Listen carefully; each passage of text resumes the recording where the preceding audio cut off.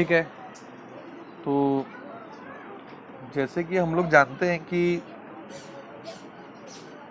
जैसे जैसे अंग्रेजों का राज्य भारत के अंदर बढ़ता जा रहा था, ठीक है, वैसे वैसे अंग्रेज क्या चाहते थे कि इंडियन जो है ये अपनी संस्कृति को और अपने जो कल्चर है उसको भूल करके पूरी तरह से ऐसे लोग बन जाएं जो कि स्किन से तो ब्लैक हो बट दिमाग से कैसे हो, ब्रिटिश हो। ऐसा वो लोग चाहते थे। तो ऐसा कब हो सकता है? तो हमेशा इस बात को ध्यान में रखिए कि जब भी कोई आपके ऊपर अपनी विचारों को थोपना चाहेगा, तो सबसे पहले क्या करेगा? वो आपकी संस्कृति को बदलेगा, सबसे पहले आपके कल्चर को डिस्ट्रॉय करना चाहेगा, ठीक है। And for the purpose of destroying a culture, what is the most important to change the education system of that particular community. Okay, अगर किसी के कल्चर को, किसी की संस्कृति को आपको खत्म करना है तो सबसे पहले आपको क्या करना पड़ेगा? सबसे पहले आपको उसके कल्चर को क्या करना पड़ेगा? बदलना पड़ेगा। तो कल्चर को बदलने के लिए सबसे इंपॉर्टेंट जो हथियार है वो क्या है? एजुकेशन। तो ब्रिटिशर्स ने क्या चालू किया कि उन्होंने उनका एजुकेशन हमारे ऊपर थोपना चालू किया। उनका पर्पस कुछ और था। उनका पर्पस क्या था? कि भाई हम लोग जो हैं उनके हमेशा के लिए मेंटली स्लेव बन जाएं, ठीक है।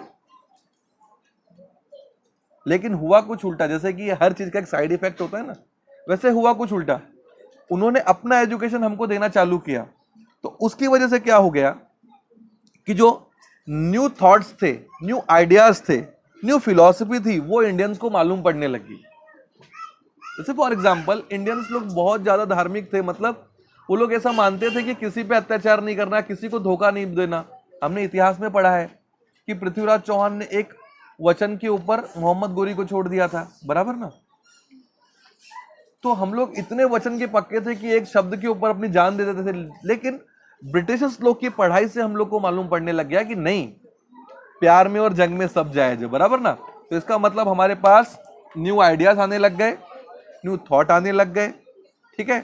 और इस न्यू आइडिया और इस न्यू थॉट्स की वजह से हम लोगों को यह पता चलने लग गया कि जब तक हमारे समाज में, हमारे सोसाइटी में जितने भी कुछ बैड एलिमेंट, जो भी कुछ बैड हैबिट्स पड़ी हुई है, बैड प्रैक्टिसेस आ गई, जब तक हम उन सबको इरेडिक्ट नहीं करेंगे, उन सबको खत्म नहीं करेंगे, तब तक हमारा समाज प्रोग्रेसिव नहीं हो सकता, हमारा समाज विचारों में बड़ा नहीं हो सकता। और जब तक हमारा समाज विचारों में महान और बड़ा नहीं होगा, हम अंग्रेजों को नहीं हरा सकते, क्योंकि अंग्रेज सोचने में हमसे बहुत आगे हैं, ठीक है।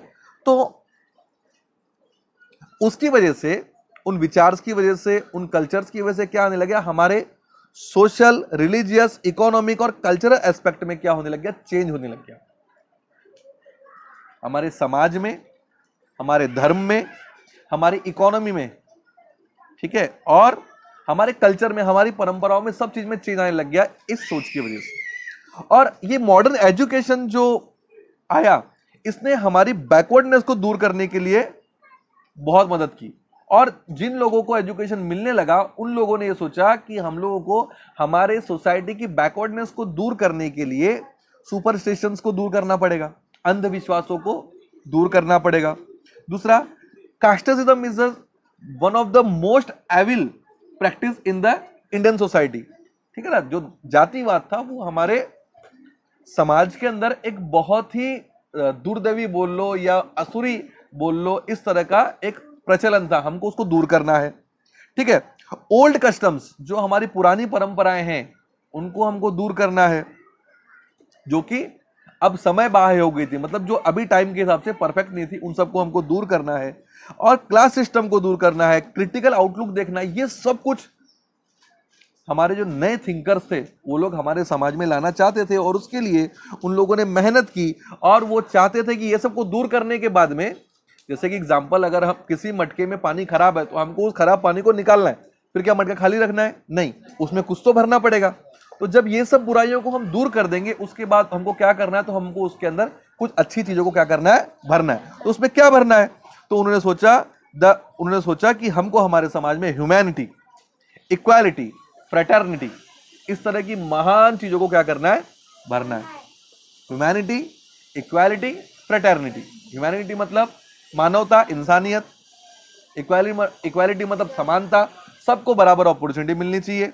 और फ्रेटर्निटी मतलब बंधुत्व, भाईचारा, सब में आपस में क्या होना चाहिए, भाईचारा होना चाहिए। तो एक तरह से ये जो पीरियड चालू हुआ, इसको हम लोग इंडियन रेनेसेंस बोल सकते हैं, भारतीय पुनर्जागरण। मतलब मैंने आपको पहले बताया था कि पुनर्जागरण का मतलब क्या होता है कि कोई तो था जो जाग रहा था, फिर वो सो गया था, अब वो क्या हो रहा है, पुनर्जाग रहा है, वापस से जाग रहा है। इसका मतलब कोई समाज ऐसा था जो पहले बहुत प्रगतिशील था, तरक्की पे था, विचारों से अच्छा था, लेकिन कुछ समय के लिए वो इग्नोरेंस आ गया उसके अंदर, उसने ध्यान देना बंद कर दिया, तो बुराइयां कुछ आ गई। अब उन बुराइयों को दूर करने का समय आया, जिसको क्या बोलते हैं, रेनेसेंस, जो यूरोप में हुआ था, और वैसा ही रेनेसेंस इंडिया के अंदर भी हुआ। तो उसके लिए अलग अलग लोगों ने बहुत मेहनत की, हम उन सबके बारे में जानेंगे कि उन लोगों ने क्या क्या किए।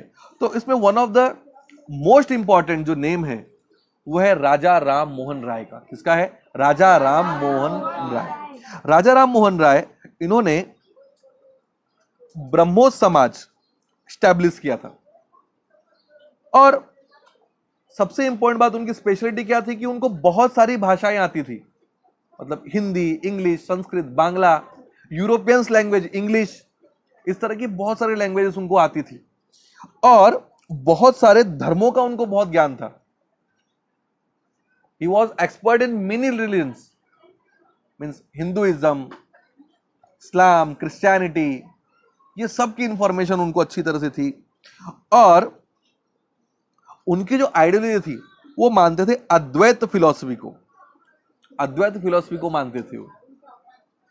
अद्वैत फिलॉसफी का मतलब होता है कि ऐसा कोई तो ईश्वर सबसे बड़ा है, वन गॉड है, उसके अलावा दूसरा कोई नहीं है। ये एक अद्वैत फिलॉसफी हिंदुइज्म के अंदर भी है, ठीक है ना। हिंदुइज्म एक तरह का धर्म नहीं है, ये बहुत सारी धाराओं से मिलकर बना हुआ धर्म है। इसमें कई लोग ऐसा मानते हैं कि ऊपर वाला सिर्फ एक है, ठीक है ना। कुछ विचारधारा मानती है कि भगवान सिर्फ क्या है, एक है। कुछ विचारधारा मानती है कि भगवान बहुत सारे हैं, ठीक है ना। हिंदुइज्म में उस बहुत सारे में कुछ लोग क्या मानते हैं कि भगवान शिव बहुत बड़े हैं, कुछ मानते हैं कि भगवान विष्णु बहुत बड़े हैं, कुछ मानते हैं कि भवानी माता सबसे बड़ी, कुछ लोग मानते हैं कि गणेश जी सबसे बड़े। तो ये अलग अलग तरह की विचारधाराओं को साथ में मिला के जो बना है वो हमारा हिंदुइज्म है। तो उसमें से अद्वैत फिलॉसफी को जो फॉलो करते थे वो हमारे राजा राम मोहन राय थे। और monotheism, caste and class equality, protect against rituals and following the way of prayer where the principle of Brahmo Samaj. तो ब्रह्मो समाज जब उन्होंने बनाया तो उसकी फिलॉसफीज क्या थी, तो पहले उनकी फिलॉसफी थी मोनोथिज्म। मोनोथिज्म का मतलब क्या होता है, मोनो का मतलब होता है वन, मैंने आपको बताया, ठीक है ना। तो वन मतलब एक गॉड, वन गॉड। तो ये ब्रह्मो समाज की सोच है कि एक गॉड है, ठीक है ना। दूसरी उनकी सोच क्या है, कास्ट और क्लास इक्वलिटी होनी चाहिए। मतलब क्या, सब जातियां बराबर हैं और सभी क्लास का मतलब अमीर गरीब सब क्या है, बराबर है, सब में कोई भेदभाव होने वाला नहीं है। और प्रोटेक्ट, और सभी लोगों को रिचुअल्स से बचाना, मतलब कर्म कांडों से बचाना। और तो अब भक्ति कैसे करनी ईश्वर की, तो प्रेयर्स के माध्यम से, प्रार्थना के माध्यम से क्या करनी, भगवान की भक्ति करनी, ये इनका सिस्टम था। Raja Ram Mohan Rai is one of the most progressive human being in the Indian history. He has opposed the sati practice. You know, once India there is a practice named sati. When a man is die, his widow burn with such dead person. Okay, so that practice is known as the sati pratha. Raja Ram Mohan Rai strongly opposed that practice, and for that he has tried till the Europe, in the English Parliament. He has reached there and opposed there also. Okay? And for your information, I will say you that he has died in Europe, not in India. राजा राम मोहन राय जो है, उनकी मृत्यु Europe में हुई है, भारत में नहीं हुई। वो यूरोप गए थे ताकि इंग्लैंड में जो पार्लियामेंट था, भारत में जब इंग्लैंड का राज था तो पार्लियामेंट वहीं का चलेगा ना, वहां के पार्लियामेंट में वो गए थे ताकि कोई भी सती प्रथा के विरोध का जो बिल है, उसको बैन करने का बिल है, उसका कोई विरोध नहीं कर सके और वहां पे वो खड़े होकर जवाब दे सके, इसके लिए वो वहां तक गए थे। और उसी दौरान उनकी वहां पे मृत्यु हो गई, सती प्रथा बैन भी हो गई। ठीक है, तो ऐसे महान राजा राम मोहन राय थे हमारे। ठीक, तो सती प्रथा, चाइल्ड मैरिज, वो जमाने में एक बहुत बुराई था। क्या थी कि छोटे बच्चों की शादियां कर दी जाती थी, उन्होंने इसका बहुत विरोध किया। और पर्दा प्रथा का बहुत विरोध किया, जैसे कि मुस्लिम्स में पर्दा किया जाता है, हिंदुओं में घूंघट होता था, बराबर ना, तो उन्होंने इस चीज का बहुत विरोध किया। उन्होंने कहा कि भाई इसकी क्या जरूरत है, जब सब लोग समान है तो पर्दा क्यों करना। तो इस बात का राजा राम मोहन राय ने बहुत विरोध किया। और इसके अलावा वो चाहते थे और उन्हें प्रमोट किया, क्या, विडो रीमैरेज। अगर कोई व्यक्ति मृत्यु हो जाती है, उसकी पत्नी विधवा हो जाती है, तो उस विधवा को फिर से शादी करना चाहिए, ये बात का प्रमोशन उन्होंने किया। और इसके अलावा लड़कियों को भी एजुकेशन मिलना चाहिए, इसके लिए उन्होंने बहुत कोशिश की, बहुत मेहनत की राजा राम मोहन राय ने। ठीक है, और हम लोग जानते हैं कि राजा राम मोहन राय, देखो, रेवोल्यूशनरी व्यक्ति था। कोई भी रेवोल्यूशनरी व्यक्ति होता है ना, वो खाली हवा में बातें नहीं करता, फिर वो उसके लिए ठोस काम भी करता है। तो उन्होंने कॉलेज बनवाया, कहां पर, कोलकाता में। कॉलेज का नाम था हिंदू कॉलेज। और लोगों में जागृति फैले, लोगों में अवेयरनेस फैले, इसके लिए उन्होंने क्या किया था, उन्होंने एक न्यूज़पेपर निकाला। न्यूज़पेपर का नाम था संवाद कौमुदी। क्या नाम था, संवाद कौमुदी। ठीक है ना, ये राजा राम मोहन राय इतने महान व्यक्ति थे। और इनका नाम था ना, वो राम मोहन राय था। क्या था, राम मोहन राय। राजा इनको टाइटल था, हाँ, राजा इनका नाम नहीं था, राजा इनका टाइटल था, जो कि अकबर द्वितीय जो राजा थे, कहां के, दिल्ली के, अकबर सेकंड, उन्होंने ये टाइटल राजा राम मोहन राय को दिया था। ठीक है, तो ये हमने पहले समाज की जानकारी ली, वो है ब्रह्मोस समाज। उसके बाद में हम जिस समाज की जानकारी लेंगे वो है प्रार्थना समाज।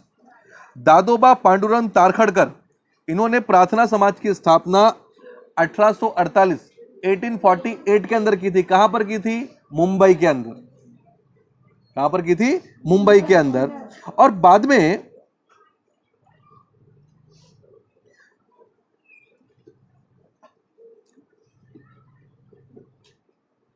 इस सभा का, अच्छा, दादोबा पांडुरंग तारखड़कर ने प्रार्थना समाज की स्थापना की थी, मतलब उस समय उसका नाम प्रार्थना समाज नहीं था, उस समय उसका नाम था परमहंस सभा। क्या था, परमहंस सभा। बाद में उसके कुछ मेंबर्स ने मिलकर के प्रार्थना समाज का निर्माण किया। दादोबा के भाई डॉक्टर आत्माराम पांडुरंग तारखड़कर उसके पहले प्रेसिडेंट थे।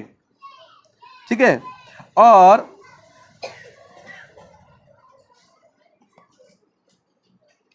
इसमें क्या हुआ कि जो पढ़े लिखे यंग ग्रेजुएट्स लोग थे वो इस समाज के अंदर जुड़ने लग गए थे। ध्यान में रखिएगा, जब भी किसी संगठन में, किसी भी समाज में या कहीं भी जब पढ़े लिखे लोग ज्वाइंट होने लग जाते हैं तो उसका मान सम्मान अचानक में बढ़ने लग जाता है। क्यों, क्योंकि पढ़ने लिखने वाले लोग बुद्धिजीवी माने जाते हैं।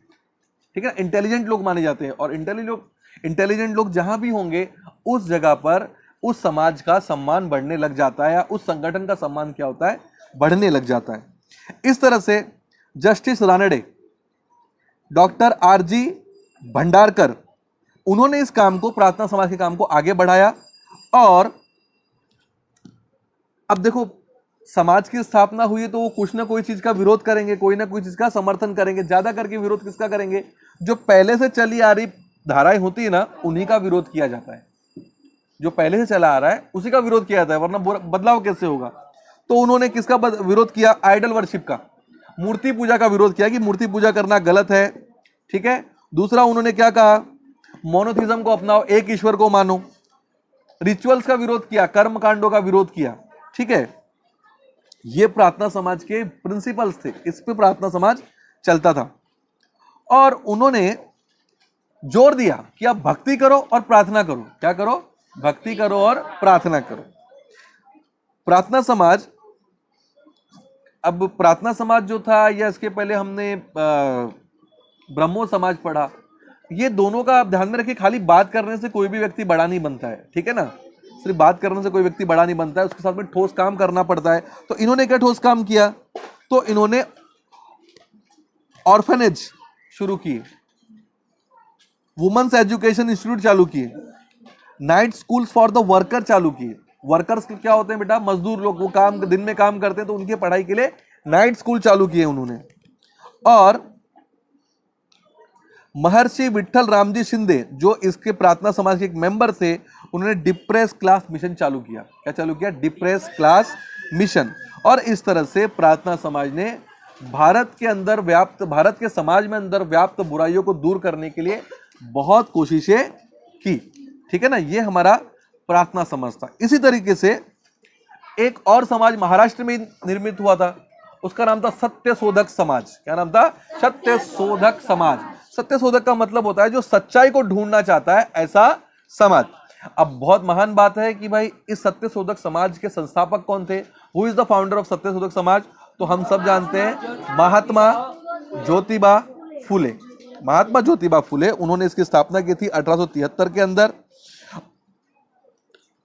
The principle of the Satyashodhak Samaj is based on the equality. सबसे बड़ा इनका प्रिंसिपल क्या था, इक्वालिटी। सब लोग बराबर हैं, कोई छोटा बड़ा नहीं, ना कोई अमीर ना कोई गरीब, ना कोई बड़ी जात का ना कोई छोटी जात का, ठीक है, सब बराबर हैं। और उन्होंने प्रोटेस्ट किया, अपना आंदोलन किया, अपना विरोध जताया, किसके खिलाफ, अनटचेबिलिटी के खिलाफ। व्हाट इज द अनटचेबिलिटी, तो इसके एक समय था हमारे समाज में जब लोग ऐसा मानते थे कि अगर कोई छोटी जात का है तो वो बड़ी जात वाले को छू भी नहीं सकता। इसके खिलाफ में उन्होंने प्रचार किया, इसके खिलाफ में उन्होंने मेहनत की। किसने, महात्मा ज्योतिबा फुले ने, ठीक है। They advocate the education among the depressed class women. Mahatma Phule reformed the society through the medium of books like the ब्राह्मणाचे कसब, गुलामगिरी, शेतकऱ्याचा आसूड, सार्वजनिक सत्य धर्म। इसका मतलब ये बहुत ज्ञानी आदमी थे, बहुत सारी किताबें वो जमाने में लिखी है। कौन सी बहुत इंपॉर्टेंट है किताबों का नाम, यहां तक कि एमपीएससी और यूपीएससी के एग्जाम में किताबें पूछी जाती हैं। कौन सी किताबें, नाम बताओ।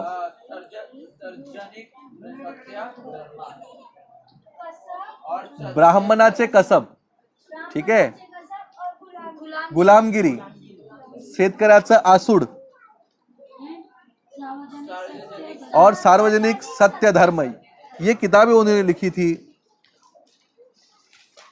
और इंसान और इंसान में भेदभाव करना, मनुष्य और मनुष्य में भेदभाव करना, स्त्री पुरुष में भेदभाव करना, इन सब के खिलाफ में इन्होंने बहुत आवाज उठाई। एक बहुत महान व्यक्तित्व है भारत का, कौन, महात्मा ज्योतिबा फूले।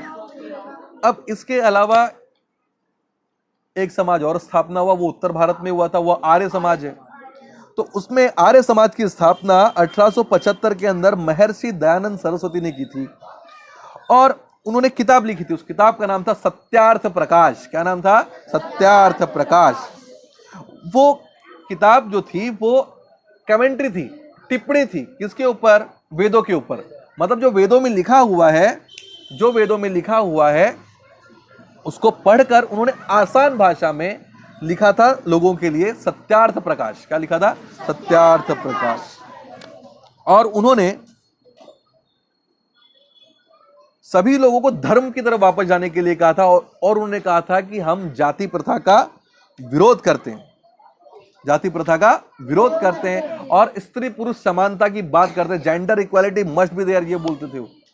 और उन्होंने एक नारा दिया था सभी लोग को। क्या नारा दिया था, गो बैक टू वेदास। क्या नारा दिया था, गो बैक टू वेदास, वेदों की ओर चलो, ये स्लोगन उन्होंने दिया था। और इस तरह से आर्य समाज ने भी सेवा के बहुत काम किए और आर्य समाज ने भी बहुत सारे स्कूल खोले ताकि लोग पढ़ सके।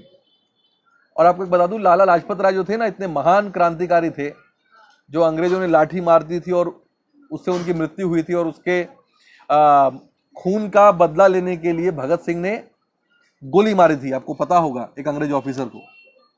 तो वो लाला लाजपत राय भी आर्य समाज से बिलोंग करते थे, ठीक है। इसी तरह से अब देखिए, महाराष्ट्र से हम लोग उत्तर भारत में, उत्तर भारत से अब हम जाएंगे पूर्व भारत के अंदर, पश्चिम बंगाल के अंदर एक बहुत फेमस पर्सनालिटी जिनको हम लोग युवाओं का प्रेरणा स्रोत बोलते हैं, मतलब जो भी यूथ है, यूथ के आइडल कौन है? स्वामी विवेकानंद जी। स्वामी विवेकानंद जी के जो गुरु थे उनका नाम था रामकृष्ण परमहंस, जो काली माता के बहुत बड़े भक्त थे। ठीक है, तो अपने गुरु जी के नाम पे उन्होंने एक संस्था की स्थापना की थी, उसका नाम है रामकृष्ण मिशन।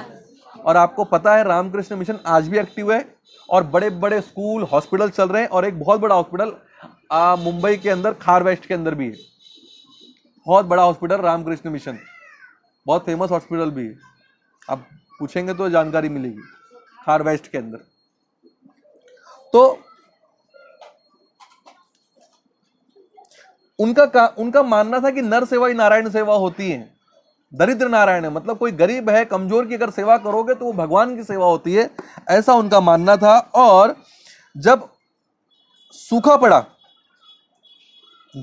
पड़ा तो उस समय लोगों को, बीमारों को मदद करने का काम उन्होंने किया, गरीबों को मदद करने का काम किया, महिलाओं को एजुकेशन मिले इसके लिए उन्होंने बहुत काम किया।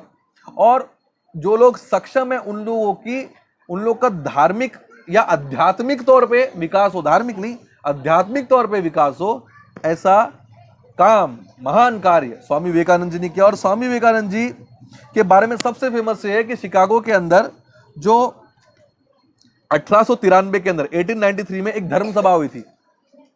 ठीक है, क्या हुई थी? धर्म सभा मतलब वहां पे सारे धर्मों के लोग जमा थे और उन्होंने अपनी अपनी बात सबके सामने कही, सभी धर्मों ने। तो उस समय हिंदुइज्म की तरफ से बोलने के लिए कौन गए थे? स्वामी विवेकानंद, शिकागो अमेरिका के अंदर। तो वहां पे लोगों ने बोला हिंदुइज्म कोई धर्म ही नहीं है, हिंदुइज्म को बोलने का मतलब ही नहीं। उन्होंने बहुत रिक्वेस्ट की, तब हिंदुइज्म को बोलने के लिए 2 मिनट का मौका मिला। कितना? 2 मिनट का। और जब इन्होंने बोलना शुरू किया तो सबसे पहली लाइन जो इन्होंने बोली कि my dear brothers and sisters of America, जब ये लाइन बोली तो पूरी दुनिया आश्चर्य में रह गई कि ये कैसा धर्म है जो पूरी दुनिया को अपना भाई और बहन मानता है। ये दुनिया कलयुग है, इतना परेशान जमाना है, जब एक सगा भाई अपने भाई को भाई नहीं मानता, ये पूरी दुनिया को अपना भाई मान रहा है, अपनी बहन मान रहा है। जब आज इस कलयुग में पूरी दुनिया हर पराई औरत को गंदी नजर से देखती है, ये पूरी दुनिया की सभी औरतों को अपनी बहन जैसी मान रहा है। इस महान दर्शन के ऊपर हिंदुत्व के वो पूरी सभा खड़ी होकर ऐसा कहते हैं कि 5 मिनट तक लगभग तालियां बज रही थी। 2 मिनट भाषण के लिए मिले थे और 5 मिनट तो तालियां बज रही थी कम से कम। और फिर उन्होंने बहुत अच्छा लंबा भाषण किया और उसके बाद में अमेरिका में हिंदू धर्म बहुत तेजी से फैला। और उसमें ऐसा उदाहरण के तौर पे कई हैं, वैसे तो एक भगिनी देवी निवेदिता थी, भगिनी देवी निवेदिता, उनका असली नाम एनी बेसेंट था शायद, मार्गरेट अल्वा, सॉरी, उनका असली नाम था मार्गरेट अल्वा। वो अमेरिका से भारत आई, उन्होंने हिंदुत्व लिया और पूरा जीवन यहीं पर रह के उन्होंने भारत के लोगों की सेवा की, हिंदुत्व की सेवा की। इतना इनके विचारों से लोग प्रभावित हुए थे, स्वामी विवेकानंद के विचारों से। चलिए आगे चलते हैं। अब ये जो सारे के सारे हमने रिफॉर्म्स देखे, ये सब हिंदू समाज में हो रहे हैं, बराबर ना? ब्रह्मो समाज हिंदू समाज में, ठीक है, प्रार्थना समाज हिंदू समाज में, आर्य समाज हिंदू समाज में, सत्य शोधक समाज हिंदू समाज में, रामकृष्ण मिशन हिंदू समाज में। अब इसी तरीके से और भी कुछ रिफॉर्म हुए, वो सिखों के अंदर हुए। कहां पर हुए? सिख समाज में। तो उसमें सिंह सभा की स्थापना की गई अमृतसर के अंदर। कहां पर? किसकी? सिंह सभा की स्थापना की गई, जो कि सिख धर्म के अंदर रिफॉर्म्स लेके आने का काम कर रही थी, उनमें जो बुराइयां आ गई थी उसको दूर करने का काम कर रही थी। ठीक है, और वो चाहते थे कि जो सिखों के अंदर मॉडर्नाइजेशन आवे। मॉडर्न मतलब क्या होता है? प्रगति आवे, नए विचारों को वो लोग भी ग्रहण करें। और इसके बाद में अकाली मूवमेंट आई जिसने इस ट्रेडिशन को चालू रखा, अकाली मूवमेंट। ठीक है,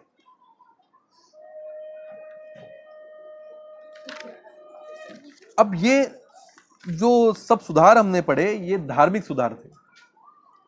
ठीक है ना? अब सामाजिक सुधारों की बात करें, समाज को सुधारने की बात करें, तो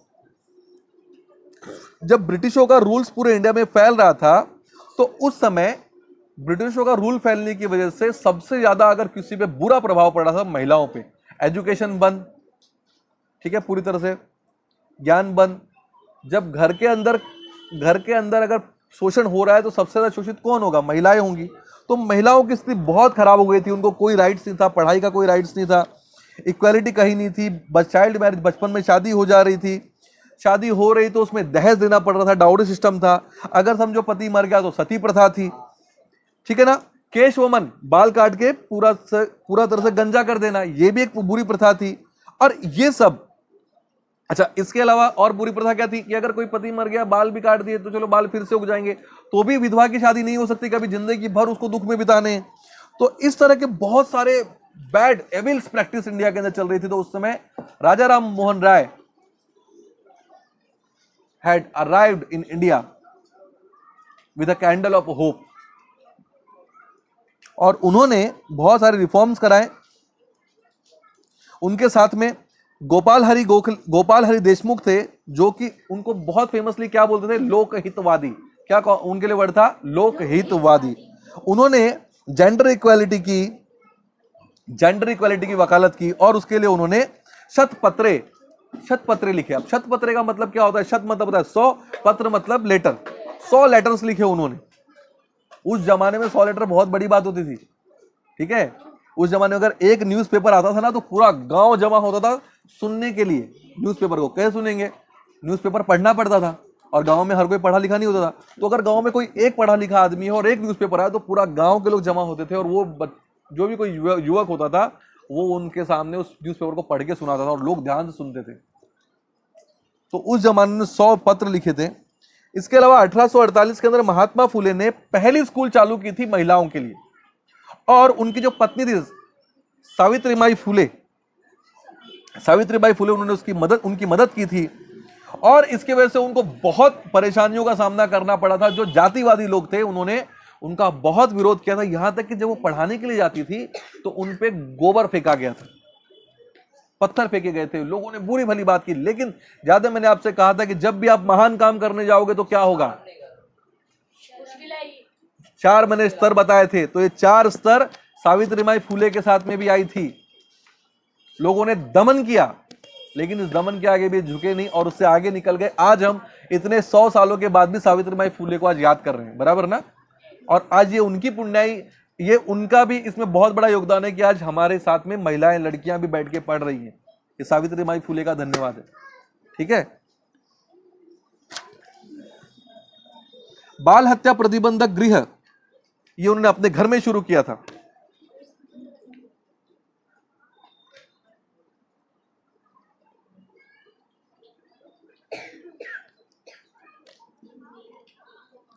For gaining permission to the widow remarriage, Pandit Ishwar Chandra Vidyasagar, Vishnu Shastri Pandit and the Vireshlingan Patlu took up special effort। आपको पता है विधवा पुनर्विवाह के लिए पंडित ईश्वर चंद्र विद्यासागर जो थे पश्चिम बंगाल के, इनका बहुत बड़ा नाम है। और खाली मैंने बताया ना, सोशल रिफॉर्मर खाली बोलता नहीं, इन्होंने खुद ने विधवा से विवाह किया, जबकि इतने पढ़े लिखे इंसान थे कि लोग इनको ईश्वर चंद नाम था, विद्यासागर बोलते थे, इतना ज्ञान, इतने पढ़े लिखे थे। लेकिन इन्होंने क्या किया? विधवा विवाह को उनको लोगों में स्थापित करना था, तो इन्होंने स्वयं विधवा से विवाह किया, पंडित ईश्वर चंद्र विद्यासागर ने। ऐसा मान सकते हैं हम लोग, ऐसा मान सकते हैं हम लोग। In his newspaper, Sudharak Gopal Ganesh Agarkar gave his staunch opinion about the child marriage law of the consent. Maharshi Vitthal Ram ji Shinde organize the conference against the practice of devadasi. अब आपको पता है देवदासी भी एक प्रैक्टिस होती थी महाराष्ट्र के अंदर। देवदासी प्रैक्टिस होती थी, मतलब कि अगर किसी लड़की की शादी नहीं हो रही तो उस लड़की की शादी भगवान से कराई जा रही है ऐसा बोल करके मंदिर में छोड़ दिया जाता था। अब फिर वो लड़की जो थी वो एक तरह से उस मंदिर के जो पुजारी होते थे उनकी सेवा करती थी, और सभी प्रकार से सेवा करती थी। ये एक बुरी प्रथा थी, उसके खिलाफ में भी महर्षि विठल राम जी शिंदे ने बहुत काम किया था। और ऐसे तो छोटे छोटे बहुत सारे लोगों ने बहुत सारे काम किए, ठीक है ना। अब ताराबाई शिंदे थी, उन्होंने क्या किया? उन्होंने महिलाओं के लिए बहुत काम किया और उन्हें किताब लिखी। किताब का नाम था स्त्री पुरुष तुलना। किताब का क्या नाम था? स्त्री पुरुष तुलना। One of the most important book है स्त्री पुरुष तुलना, ताराबाई शिंदे उन्होंने लिखी थी। और इसके अलावा महर्षि धोंडो कर्वे, उन्होंने अनाथ बालिकाश्रम चालू किया था। ऐसी लड़कियां जिनका कोई नहीं है उनको, उनके लिए अनाथ बालिकाश्रम चालू किया किसने? महर्षि धोंडो कर्वे ने। His intention was give education to all women and make them stand their own feet. Through his effort, the first women university was set up in the 20th century. Pandita Ramabai founded the Sharda Sadan and took up the responsibility of taking care of the disabled child and woman. Ramabai Ranade thought the medium of Seva Sadan Institute started the nursing course for the women. She demanded the right to the vote for the women. Through the article, Dr. Ambedkar spoke about the injustice toward the woman. Mahatma Gandhi also advocated education for women. Women have given valuable contribution during the freedom of movement. तो इस तरह से बाबा साहब आम्बेडकर, महात्मा गांधी, जो हमारे महान लोग थे, रामाबाई शिंदे, इन सभी ने महिलाओं के लिए काम किया, महिलाओं के परेशानियों के लिए आवाज उठाई और धीरे धीरे ये सभी आवाज एक होती गई ताकि महिलाओं की सब परेशानियां दूर हो सके। और महिलाओं का जो आंदोलन था, महिलाओं के सशक्तिकरण का जो आंदोलन था, the enforcement of the woman, वो क्या हुआ? आगे होने लगा, उसको रूपरेखा मिलने लग गई। अब ये सुधार आंदोलन, अब स्पेशली धर्म के अंदर सुधार आंदोलन क्या हुए? जैसे कि रिलीजियस रिफॉर्म के अंदर मुस्लिम्स में क्या हुआ, तो अब्दुल लतीफ नाम के एक सुधारक थे, उन्होंने इस काम को शुरू किया था और उन्होंने the Mohammedan literary society Bengal में चालू की थी। कहां पे? बंगाल में मोहम्मद। और सबसे बड़ा जो नाम है मुस्लिम रिफॉर्म के अंदर वो है सर सैयद अहमद खान। याद रखना, one of the biggest name in the reform in Muslim community, sir Syed Ahmad Khan. उन्होंने the Mohammedan Anglo Oriental College शुरू किया था। बाद में यही कॉलेज आगे जाकर के इंडिया का one of the biggest, one of the apex university बनी। इसका नाम है अलीगढ़ मुस्लिम यूनिवर्सिटी, जो अभी भी बहुत बड़ी यूनिवर्सिटी और अच्छी तरह से चल रही है। अलीगढ़ कहां पर है? Where is Aligarh? उत्तर प्रदेश। उत्तर प्रदेश के अंदर अलीगढ़ मुस्लिम यूनिवर्सिटी। और उनको ऐसा लगता था कि मुस्लिम could make progress only by studying modern education and the science. उनकी बहुत बड़ी सोच थी, इनकी सोच मानी जाती तो मुस्लिम समाज बहुत आगे होता है। ये क्या सोचते थे कि मुस्लिम खाली प्रोग्रेस कब कर सकते हैं? जब वो साइंस को पढ़ेंगे और मॉडर्न एजुकेशन को पढ़ेंगे। सर सैयद अहमद खान। अब हिंदू समाज में सुधार क्या हुए उस समय? तो उस समय हिंदू महासभा की स्थापना हुई 1915 के अंदर। कब हुई? 1915 में हिंदू महासभा की स्थापना हुई। और पंडित मदन मोहन मालवीय, यह भी बहुत महान नाम है, पंडित मदन मोहन मालवीय, इन्होंने इंडिया की one of the biggest university बनाई। उसका नाम था बनारस हिंदू यूनिवर्सिटी। क्या नाम है? बनारस हिंदू यूनिवर्सिटी, जो आज के समय बहुत बड़ी यूनिवर्सिटी है इंडिया की। बनारस कहां पर? काशी के अंदर। ठीक है ना? यहाँ पे एडमिशन मिलना बहुत मुश्किल होता है, मिल जाए तो बहुत बड़ी बात होती है। बहुत बड़ी यूनिवर्सिटी है, 1915 में बनी थी। ठीक है। उसके बाद में 1925 के अंदर डॉक्टर केशव बलिराम पंत हेडगेवार जी ने नागपुर के अंदर राष्ट्रीय स्वयंसेवक संघ की स्थापना की। किसकी स्थापना की? राष्ट्रीय स्वयंसेवक संघ, जिसको हम लोग पॉपुलरली आरएसएस के नाम से जानते हैं। ठीक है ना? उन्होंने ये शुरू इसलिए किया ताकि हिंदू समाज के अंदर डिसिप्लिन आवे। इसके अलावा विनायक दामोदर सावरकर, इनको हम जानते हैं, जिन्होंने किताब लिखी थी, बराबर ना, the Indian war of independence 1857, बराबर ना। उन्होंने पतित पावन मंदिर बनाया। कौन सा मंदिर बनाया? पतित पावन मंदिर टेंपल बनाया रत्नागिरी के अंदर। उसके अंदर स्पेशल क्या थी कि सभी जाति धर्म के लोगों को मंदिर में जाने की अनुमति